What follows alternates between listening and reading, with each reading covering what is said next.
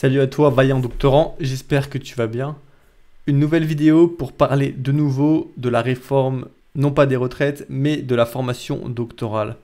Comment devons-nous réformer le programme pour répondre aux défis du XXIe siècle?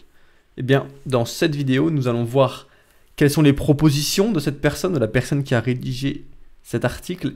Et aussi, pour aller plus loin, j'aimerais te poser plusieurs questions pour que toi, tu définisses comment tu peux créer ta propre aventure doctorale.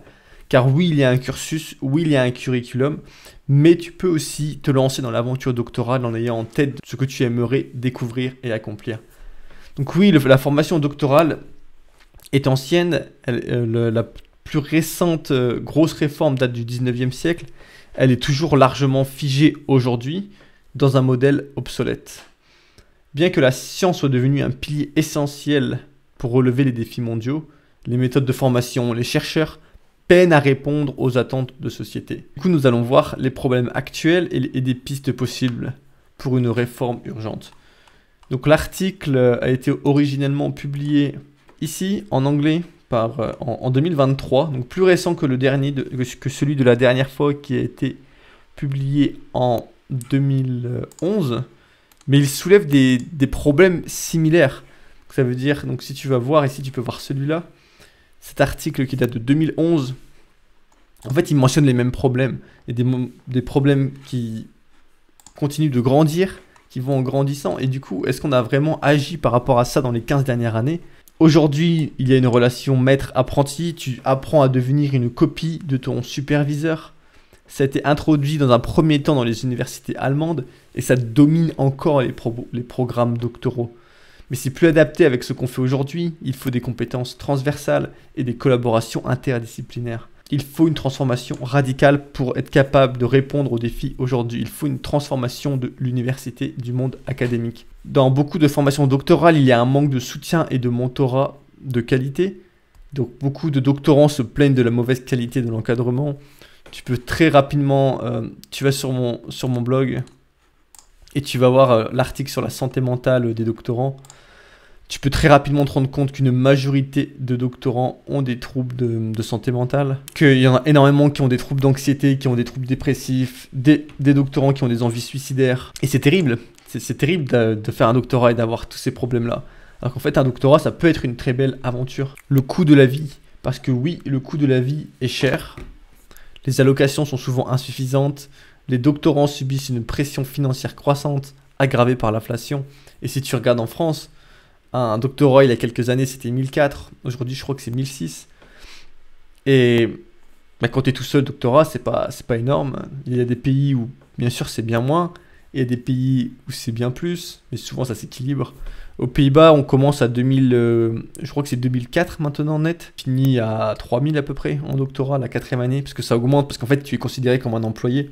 Mais l'avantage c'est qu'en plus de ça, aux Pays-Bas, c'est que comme tu es considéré comme un employé, tu touches aussi le bonus de fin d'année et les congés payés, donc tu vas gagner à peu près 14 salaires, plus ou moins. Donc ça dépend des pays, ça dépend des domaines. Certains domaines n'ont même pas besoin d'être payés en France, en histoire ou en SHS. Et il y a aussi souvent une grosse inadéquation avec le marché du travail. La majorité des doctorants n'intègrent pas le monde académique parce qu'il n'y a pas de poste, parce qu'ils se rendent compte qu'ils ne veulent pas une vie comme cela.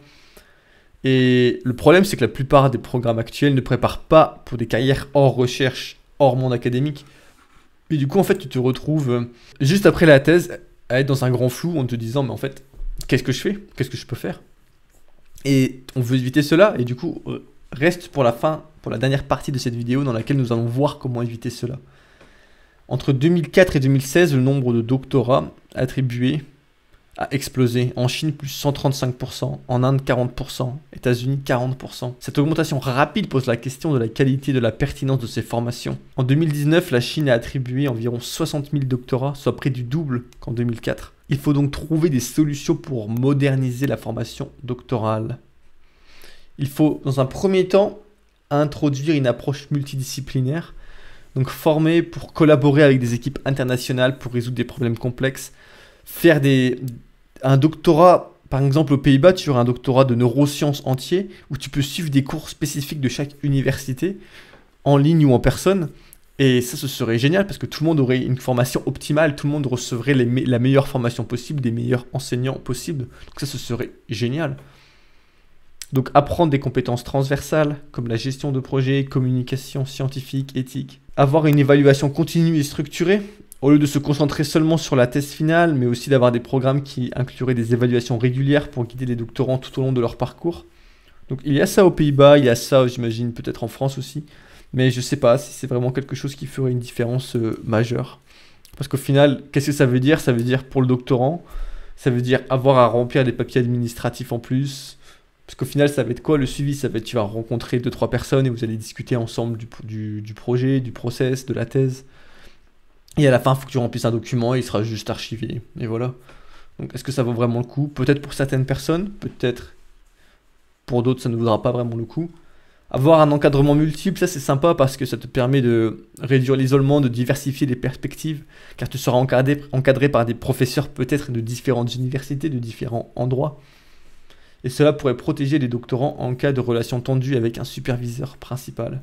Préparer les doctorants à des carrières hors académie. Introduire des modules sur des compétences recherchées par l'industrie, comme l'analyse de données, la gestion des parties prenantes et les outils numériques.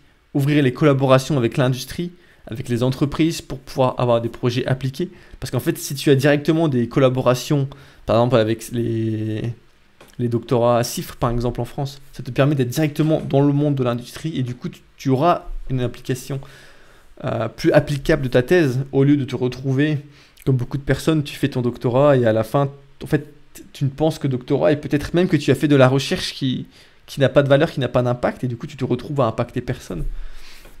Et c'est dommage. Donc les universités doivent s'ouvrir pour se moderniser le mieux possible. Des exemples, ça pourrait être des cohortes de doctorants qui commencent en même temps pour réduire l'isolement. Des approches alternatives pourraient être des doctorats par publication. Aux Pays-Bas, il y a ça beaucoup. En France, je pense que ça se fait aussi. En Angleterre, je pense que ça se fait aussi. Certaines personnes te disent que c'est pas vraiment intéressant parce que, en fait, une thèse, c'est un gros document où tu décris tout, alors qu'une thèse par article, en fait, tu mets tes 4 articles et voilà, t'as fini. C'est pas exactement ça parce que tu auras toujours une introduction, une discussion, etc. Mais ça simplifie le travail, c'est plus simple, je trouve. Et au final, ce qui compte après, par exemple, dans le monde académique, c'est pas ta thèse, c'est pas d'avoir un doctorat et un gros bouquin publié, c'est les articles que tu as publiés, c'est l'impact que tu as eu avec les articles, c'est l'impact que tu as eu dans ta recherche, dans le monde de ta recherche et dans la société. Donc au final, est-ce que tu as vraiment besoin de passer énormément de temps à reprendre tous les articles que tu as publiés pour faire une thèse? Peut-être pas. Ça doit dépendre du domaine aussi, j'imagine. Ça, c'est possible dans le domaine de la biologie, des neurosciences, par exemple. De la physique aussi, peut-être moins, parce qu'en physique, déjà, tu vas commencer à étendre. Tu fais beaucoup plus d'expérience en physique. Donc, j'ai une amie, elle est en physique des matériaux, et elle fait énormément d'expérience, encore et encore et encore. Et du coup, tu peux raconter une plus grande histoire, qui va se diviser sur de nombreux chapitres, encore et encore. Et du coup, ça peut faire une histoire entière. Mais bref, donc pourquoi agir maintenant? Pour répondre aux attentes mondiales, préparer l'avenir des sciences et éviter l'essoufflement. Mais moi, ce que j'aimerais te poser comme question, c'est pourquoi tu fais un doctorat? Est-ce que tu as vraiment besoin d'une réforme du doctorat pour, toi, vivre une belle expérience de thèse? Parce que le doctorat, tu peux créer ton aventure jusqu'à un certain point. Tu peux, dans un premier temps, si tu as de la chance, tu peux rédiger ton projet de thèse. Et du coup, ça veut dire que tu vas étudier ta propre idée, ce que toi, tu as en tête, ce que toi, tu veux faire. Donc toujours attendre des réformes de l'université, et ben, t'avanceras pas si tu fais ça. Donc définis-toi, qu'est-ce que tu veux rechercher, qu'est-ce qui capture ton intérêt. Si tu as du mal, eh bien, regarde les articles de mon blog, rejoins le club des doctorants.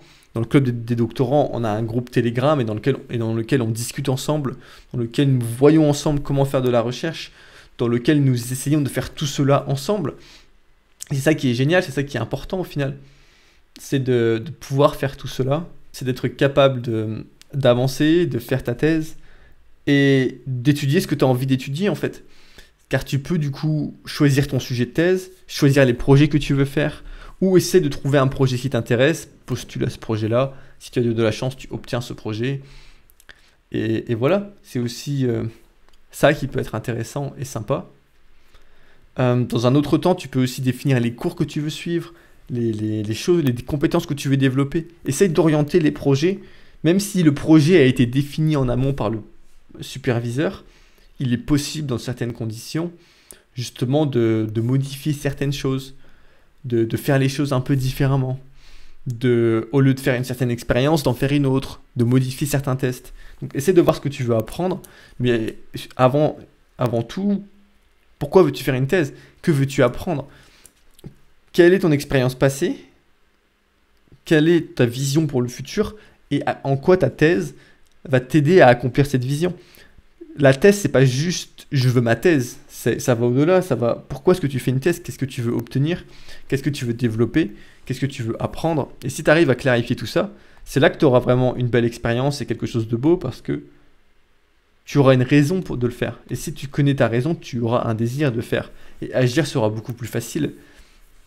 Et si tu as du mal à faire tout ça, je t'invite à aller sur mon blog et juste amuse-toi, lis les articles. Et ça peut t'aider, ça peut t'inspirer. Voilà, c'est à peu près tout pour cette vidéo. Si elle t'a plu, commente, partage ton opinion. Quelle réforme aimerais-tu voir dans le programme académique? Et sur ce, je te dis à bientôt. Ciao.